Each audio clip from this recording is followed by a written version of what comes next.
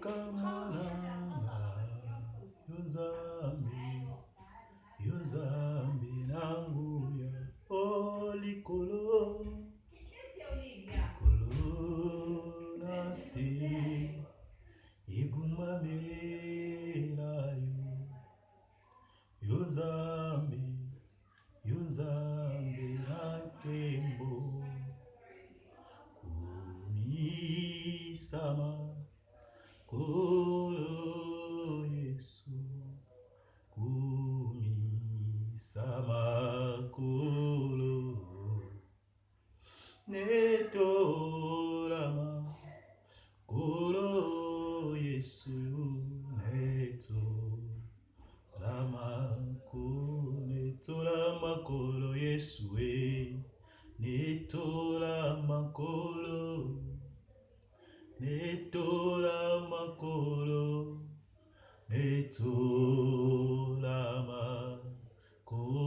netolama kolo Yesu, netolama kolo, oh, netolama kolo, netolama kolo. Abba papa motema nangai, etondi sami na posa na yoe. Abba papa molimo nangai, ezo nanga koluka yoe, mana kotika te kotambola na yo, posa motema nangai kolanda apae, mana kolemba teo koguma melaye, tina bomoi nangai. Abba papa, Abba papa. Oui, shalom, shalom, shalom, na pesi biso bote na kombo na Yesu. Laisse l'Éternel vous bénisse, vous qui me suivez partout dans le monde entier. Tikanzambe alola apambola biso, bien-aimé dans le Seigneur. Nazana esengo kitoko lisusu, nazana esengo makasi ya komona bino lisusu na pourquoi le ton rendez-vous ya lelo auto notre anosa temps de fortification jeudi jeudi kitoko onzambe na jeudi kitoko onzamba pesi biso tika nzambe alola apambola moto moko oyo nzambe accordé souffle de vie na pourquoi lelo, et je bénis encore l'Éternel et na makasi pe na rendez-vous kitoko oye apesi biso lisusu. Et je suis très content de vous voir, bien-aimés dans le Seigneur, parce que Bible était réjouissez-vous, vous tous les habitants de la terre. Oh, bien-aimé le Seigneur, les habitants de la terre, les abisso onzambe apesi souffle de vie, les abisso onzambe accordé encore au moi na sena mabele oyo, et on veut que tout sepela biso o tuzana bo moi biso onzambe azo pesa biso encore makasi à vivre. Et bien-aimé le Seigneur, oui que tant que tu vis, il y a encore d'espoir dans nebisa moto moko ko perdre espoir te, ko perdre elikia te, ko perdre te, bien-aimé le Seigneur.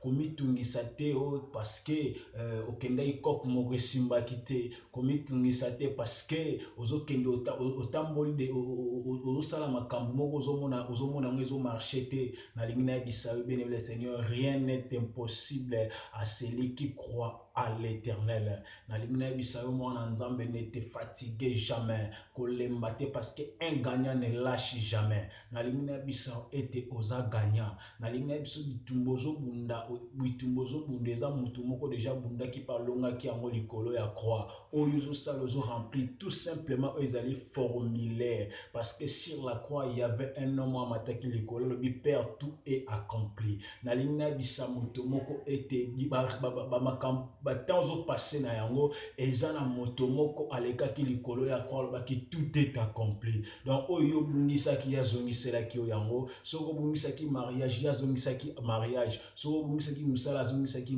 musala, soki obungisaki voyage azongisaki voyage. C'est pourquoi sur la croix azoloba tout est accompli. Donc ngakoloba tout simplement papa nyonso oyo babungisaki maintenant ngai nazongisi yango, ni oyo bango baperdaki ngai nasali yango, oyo bango baperdaki ngai na mati likolo ya croix mpe nazwi yango nazongiseli oyo ezali bana na ngai. Oh nali nayebisa moto moko prends courage, nali nayebisa moto moko ne lâche pas parce qu'il y a une victoire qui est devant toi bien-aimé dans le Seigneur. Il y a un couple oyo ezozela o liboso, il y a un couple oyo ezozela o liboso. Apôtre Paul azoloba ete je cours pour apporter un couronne qui est réservé pour moi. Apôtre Paul obiki nazokima mpona nazwa coupe oyo eza réservé mpona nga, nazoyisa mutu moko oza gagnant na pokwa lelo, nayebisa moto moko kuki ozokima bien le Seigneur yo nde moto koyeba gagnant eza nango te o soki nini beneme yo nde oza gagnant ya course wana, yo nde oza gagnant ya course oyo ozokima bien dans le Seigneur. Course wana eza pardon, coupe wana eza réservé mpona yo, yango na biso ko perdre likia te, ko perdre foi te. Nzambe aza na na biso, quel que soit de haut, quel que soit de haut, quel que soit des réalités, l'Éternel des cieux, le maître de l'univers, le créateur de toutes choses, aza na ngambo na biso. Soki ozondima pesanga amen, pe pesanga shalom ya kitoko. Tika nzambe apambola yo. Boyi bien-aimé le Seigneur, lelo eza jeudi, to pasaka en direct, to normal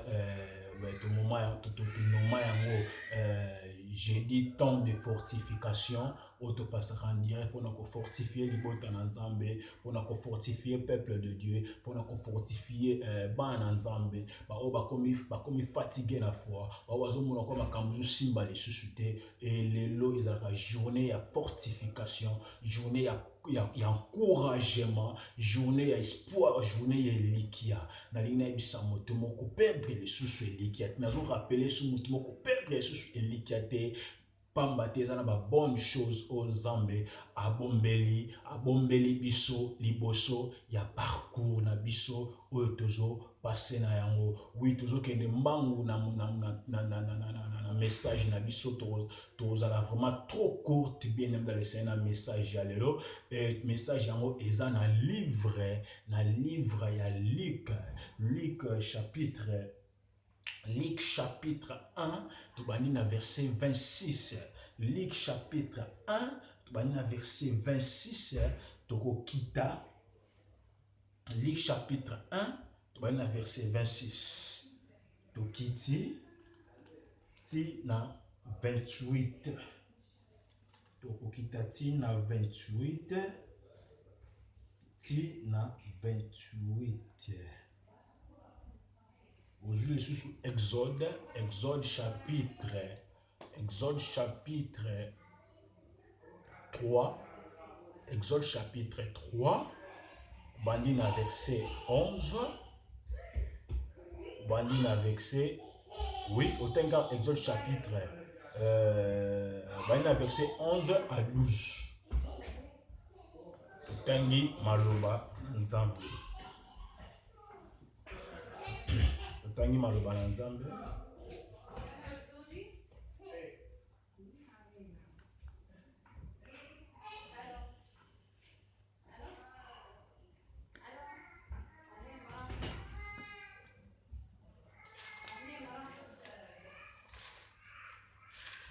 Toki nembangu na makomi na biso.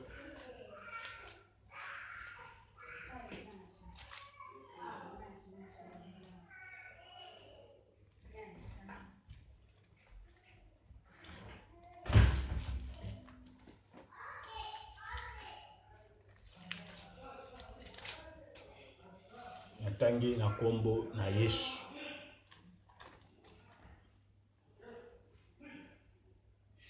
Au 6e mois, l'ange Gabriel fut envoyé par Dieu dans une ville de Galilée, appelée Nazareth, auprès d'une vierge fiancée à un homme de la maison de David, nommé Joseph. Le nom de la vierge était Marie. L'ange entrant chez elle et dit, je te salue, je te salue.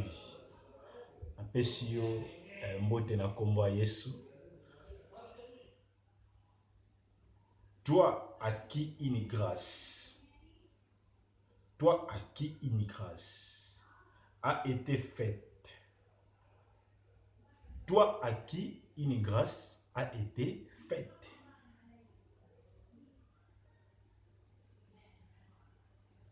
Le Seigneur est avec toi. Alléluia. Toi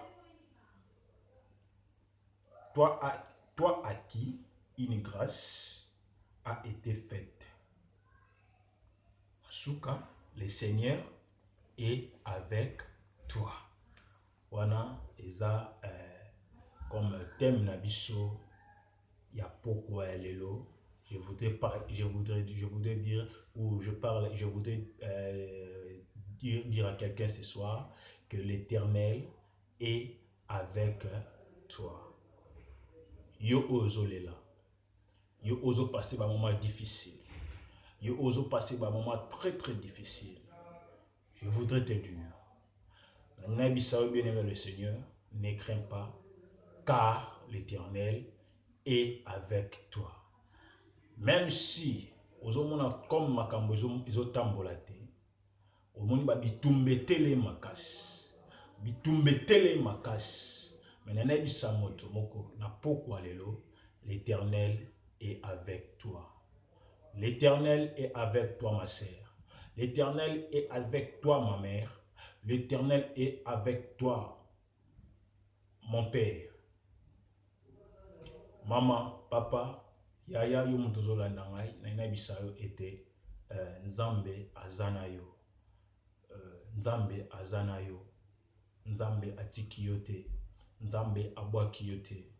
Il y a des fois des réalités et trompaka biso to ebisaka biso ete Dieu n'est pas avec toi.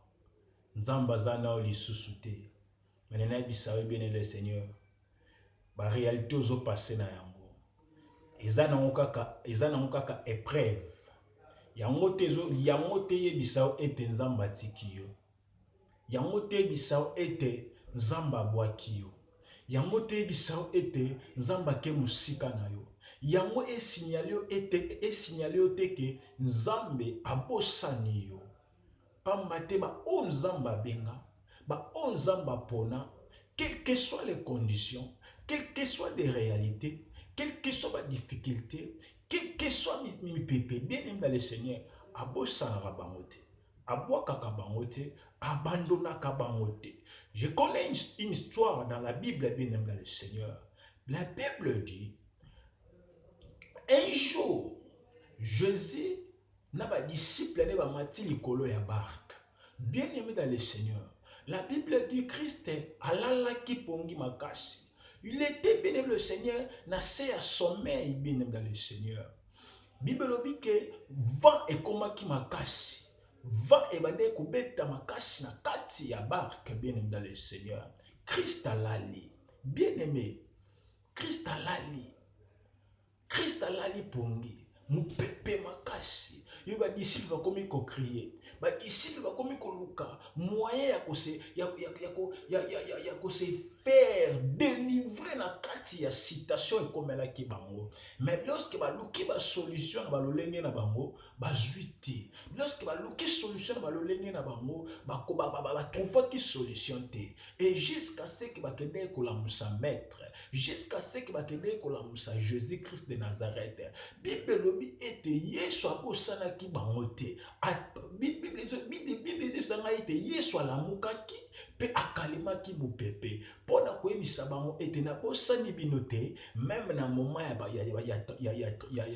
bavant oyo, même na moment ya pasi oyo nabosani bino te. Je suis avec vous, nakotika bino te. Ndenge azoloba ke je serai avec vous jusqu'à l'extrémité de la terre. Nalingi nayebisa moto moko, Yesu akozala na biso jusqu'à l'extrémité de la terre. Ye abosanaka bato te, ye abandonaka bato te, ye atikaka bato te. Yango moni mokolo wana likolo ya barke, malgré mopepe, malgré vent, malgré lokola abosanaka te, lokola abandonaka te, bien aimé dans le Seigneur atelemaki mpona kokalime vent wana. Nalingi nayebisa moto moko, prends courage, fortifie-toi, l'Éternel est avec toi. Ne te relâchez pas, bien-aimé. Kobandone te, kotika likia te, kotika te, bien-aimé dans le Seigneur. Nzamba zanayo, tu es avec Dieu. Ozo tambola na nzambe, ozo marcher na nzambe, bien-aimé dans le Seigneur. Soka tika kiyo, mais le souffle de vie wana, ozana mo lisusu, ozana mo lisusu te. Alléluia. Est-ce que je parle à quelqu'un? Est-ce que nazo bisa bande komoko? Et si katoti kotanga bien-aimé dans le Seigneur, ba esibiso ete nzambe ya lola azotinda mwange na ye na ville ya Galilée. Haleluya. Nzambe ya lola na tawana Israël ekoteki na kati ya minyololo bien-aimé dans le Seigneur. Na kati na tawana Israël bazaki na kati ya confusion bien-aimé dans le Seigneur. Et nzambe po alongola confusion na kati ya peuple Israël. To nzambe po accompli promesse oyo apesaka na Abraham, nenga epesaki Abraham na kotika descendance na yo te, na koabandonner descendance na yo te, na kobwaka descendance na yo te. Et bien-aimé dans le Seigneur, nzambe ya lola na komona peuple, comment peuple Israël bande ko souffrir, comment peuple Israël bande ko vivre na kati ya confusion, na kati ya tâtonnement, na kati ya tâtonnement, bien-aimé dans le Seigneur. Et Bible dit que un jour Nzambe a se souvenu na peuple Israël, ayeko tinda mwange, pe mwange wana ayeko kota na kati ya libota ya Marie. Alléluia. Alléluia. Est-ce que vous avez sabande komoko? Na bite nzamba atikaka bato te, nzamba abandonaka bato te. Eleki batamba siècle passé. Alléluia. Eleki ba siècle passé, bien-aimé dans le Seigneur. Un jour nzamba eko se souvenir na peuple Israël. Ayeko tindela bango mwange. Ayeko tindela bango mwange, ayeko annoncer bango arrivé ya sauveur. O toujours bana kombo ya Christ Yesu Masia. Bible dit un jour mwange nzamba tindi mwange na ye, aye na ville ya Galilée. Ayeko kutana na Vierge Marie, na Vierge Marie. Aïe couper ça y est, où ils allaient message, parce que lorsque tu ouvres l'ange, bien aimé le Seigneur, par la définition, mwange, to l'ange, c'est un messager, ou c'est un messager de l'Éternel. Azamoto o ayak o nzamba tindaka pour amema sango na epa ya peuple na ye, ou epa ya bana na ye bien aimé dans le Seigneur. Awa nzambe azotinda mwange na libota ya Marie, azotinda mwange epai ya Marie pour akopesa un message ekopesa ekoko sauver libota, ekoko sauver nation, ekoko sauver une grande peuple, une grande nation. Bible dit lorsque l'ange a yébi le Seigneur, moi j'accotis. Bien aimé le Seigneur, ayebisi Marie, ne crains pas. Kobangate Marie, l'Éternel est avec toi. Ne crains pas Marie, car l'Éternel est avec toi. Alléluia. Moi j'accotis. Ayebisi Marie, ne crains pas. L'Éternel est avec toi. Ngape bien aimé le Seigneur. Ne crains pas, car l'Éternel est avec toi. Parce que dans la Bible, lorsque tu veux le type de lorsque tu veux la ange, tu as plusieurs sortes d'anges dans la Bible. Il y a des anges de l'Éternel et il y a des anges célestes et des anges de l'Église. Alléluia. Lorsque tu ouvres l'ange de l'Éternel, on parle de lui-même, Dieu. Et lorsque tu ouvres l'ange céleste, ce sont des anges auprès du Seigneur. Ce sont des messagers que l'Éternel envoie pour ses enfants. Et lorsque tu ouvres les anges de l'Église, ce sont des anges que l'Éternel a église pour édifier le corps du Christ. Alléluia. Alléluia. Et aujourd'hui, bien-aimé dans le Seigneur, je n'ai présenté le corps ange. Nzambe atinga liboso pona kopesa yo message pona koyebisa yo ete ne crains pas yo komi déjà kolemba nzambe abisinga na biso kolemba te kolela te koregrete te parce que ndeko moko ande kosunga nga za lisusu te parce que tata mwasi moko ande kosunga nga za lisusu te na bisa yo nous avons un seul sauveur, nous avons un seul consolateur, c'est Jésus-Christ de Nazareth. Moto akufaka te, moto alalaka te, moto alembaka te, infatigable, incoufamable, Jésus-Christ de Nazareth, l'homme de Galilée, l'homme de 33 ans, l'homme le tout-puissant, bien-aimé dans le Seigneur. Alimtininga na bisayo, ne crains pas, kobanga bitumba te, kobanga ba réalité ote, car pambate azanayo, pambate azanayo, il est toi, azo tambola na yo, azo marcher na yo, azo lia na yo, abina ngana biso kobanga te, gardez toujours ta foi, gardez toujours, bien aimé dans le Seigneur, ta position, ton identité, car il est avec toi, il est là pour te secourir, il est là pour te soutenir, il est là pour t'aider, il est là pour te faire passer dans l'autre côté, bien aimé dans le Seigneur. Alléluia. Est-ce que nazo bisa babandeko moko? Est-ce que bandeko moko bazo comprendre makambo tozo bana tango oyo? Na bisi moto moko ko banga te, pamba te nzambe azana yo. Bien dans le Seigneur. Et si ka tote ko tanga na livre ya Exode chapitre 3, na verset 11 à 12, kuna nzambe azo kutana Moïse. Bien aimé, écoutez-moi bien dans le Seigneur. Na si ça bien dans le Seigneur.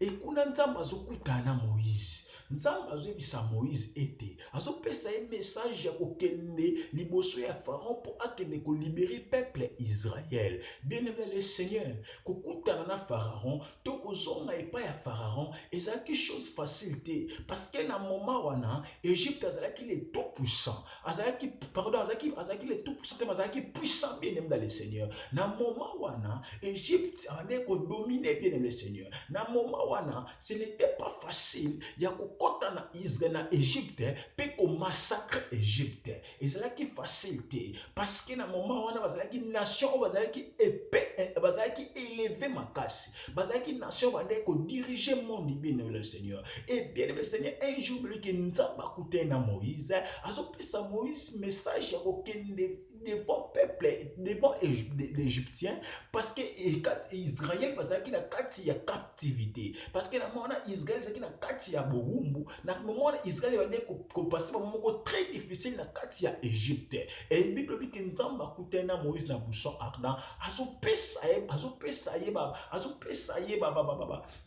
méthode comment ko kende pour que a libérer peuple Israël. Écoutez-moi bien le Seigneur. C'est que le coup na sepela qui n'a pas Moïse. Moïse se sentait qu'il n'est incapable parce que ce n'était pas facile, bien aimé. Et c'est là qui est facile. Il y a facilité. Il y a repoussé à l'évolution. Il y a motoana, peko kango la peuple wana. Et ça facilité parce que moi j'étais là. Moi na vivre comme réalité à kuna. Moi na moni comment bakambo se passe à la kuna. C'est un grand magicien. C'est un homme puissant. C'est un homme où bato bangakaye. C'est un homme où bato pour pousser un pembe na été. C'est un homme où aliaka bato makasi na famille. C'est un homme bien aimé dans le Seigneur. Na yo même ils ont la réalité où yo pour passer na ngo na bomo ina yo. Bien aimé dans le Seigneur. Ils ont même la réalité où yo passer na ngo le la kati ya vie na yo. Mais nzambe aponi kaka yo, c'est parce que nzambe tanga pona ka bato bien aimé, adota ka mutu ba capacité, apesa ka mutu ba force, apesa ka mutu ba capacité où ils allaient très élevé, adota ka mutu akokisa ka mutu afin que mutu ayeba ko surmonter ba réalité oyo akokutana nango na nina bisayo oza choisi pamba te oza choisi pour au bien aimé le Seigneur pona kokangola libota moko nzamba poni yo po olongola défi wana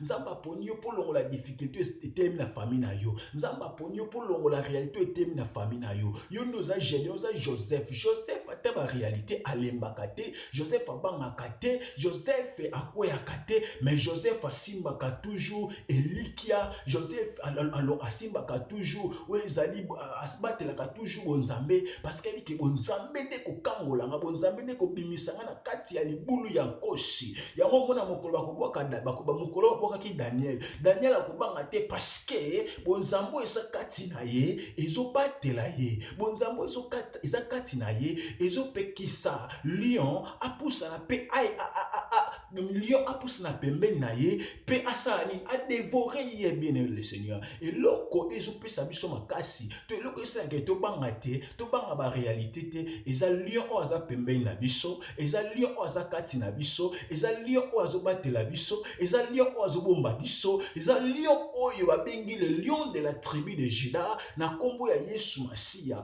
oyo balongaka ye te oyo babomaka ye te oyo akufaka te akweyaka te il s'appelle Jésus-Christ de Nazareth oh naibisa moto moko ba réalité wana ekoboma yo te ba réalité wana ekokweyisa yo te ba réalité wana ekokunda yo te parce que celui qui est en toi est plus grand que celui qui est dans ce monde soko ozoyokanga pesanga ama kitoko poto continuer na message oyo tika message oyo et fortifier yo tika message oyo et pesa yo force pe elongole si pe ozali et pour ça yo encore liboso bien aimé le Seigneur tika message oyo et pesa yo force et yebisa yo ete celui qui est en toi est plus grand que celui qui est dans le monde bien aimé dans le Seigneur montagne hôtel etelemi liboso na yo moto aza kati na yo asali kolo koleka ba montagne wana ngango atelemi liboso na yo na nini yebisa yo ete moto aza kati na yo azali kolo koleka ba nganga wana na nini yebisa yo ete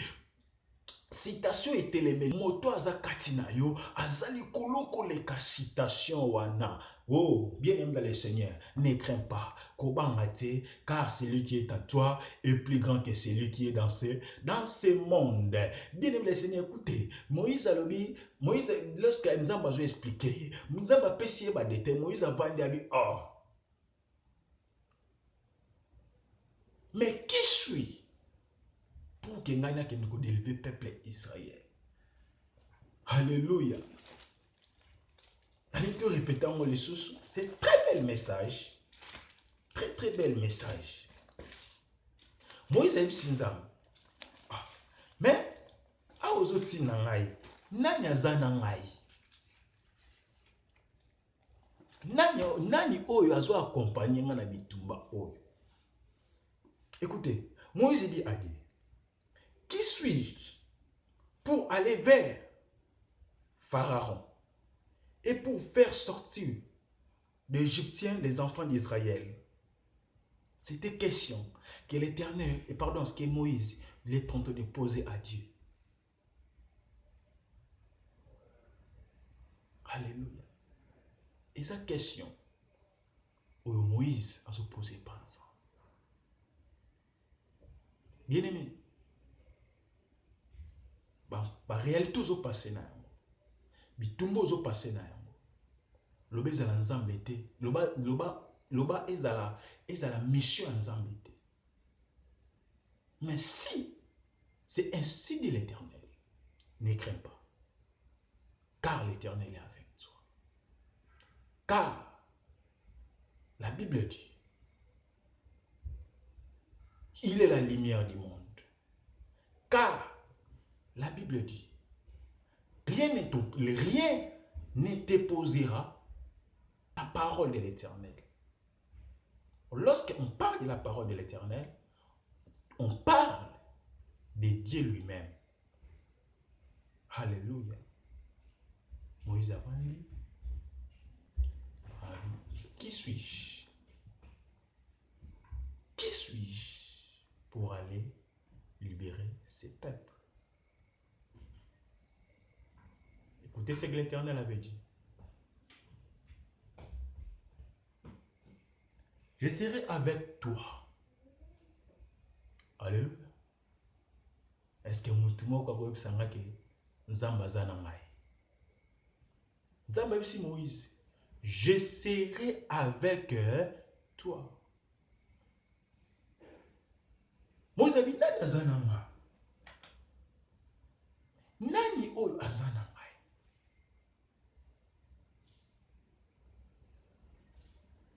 Nayesa moto moko, oza yo moko te. Tu es avec Dieu. Na bitumba wana, ozobunda yo moko te. Tu es avec Dieu. Na libala wana, oza yo moko te. Tu es avec Dieu.